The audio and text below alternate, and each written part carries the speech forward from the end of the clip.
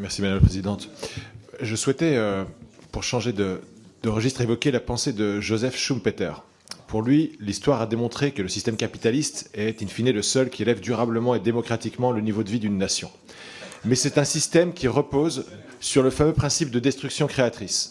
L'introduction de nouvelles technologies, de nouveaux biens et services ou de nouvelles méthodes de production transforment en permanence l'économie, faisant disparaître des entreprises tandis que d'autres apparaissent, avec pour conséquence des bouleversements constants et une instabilité structurelle que les citoyens de pays riches, dont les conditions matérielles sont pourtant améliorées, supportent difficilement, comme le démontre cette audition.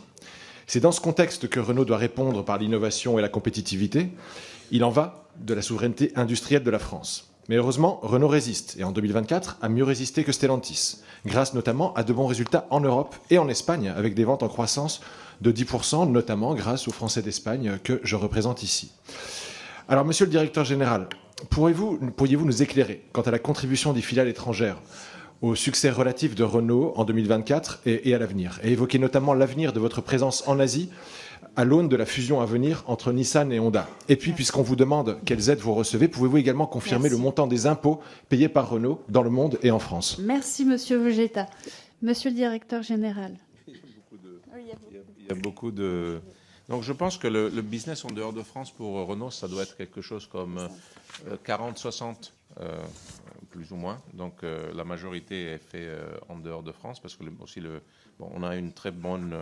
on est redevenu leader en France, donc je ne pense pas qu'il y ait beaucoup plus de potentiel. Donc, il faut qu'on aille chercher des marchés qui en fait amènent de la richesse ici, parce qu'on importe en fait de la currency, comment on dit, des devises. Ok. Donc c'est ça un peu sur la partie globalisation. Je pense qu'on rentre dans un cycle positif parce qu'on fait un gros investissement sur une plateforme qui va être localisée en Turquie, en Brésil, en Argentine, en Inde. Donc on va pouvoir voir la partie du business de Renault global qui va augmenter. Sur les années récentes, on a quand même fait une percée en Europe. On est redevenu deuxième, troisième marque après Volkswagen en Europe. Dacia marche très très bien. C'est la troisième marque dans la partie retail.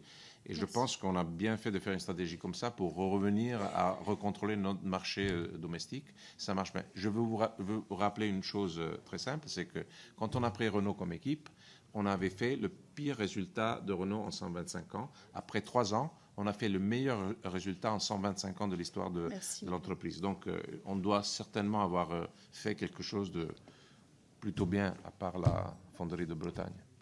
Merci, monsieur Demeo. Monsieur Benjamin Lucas-Lundy.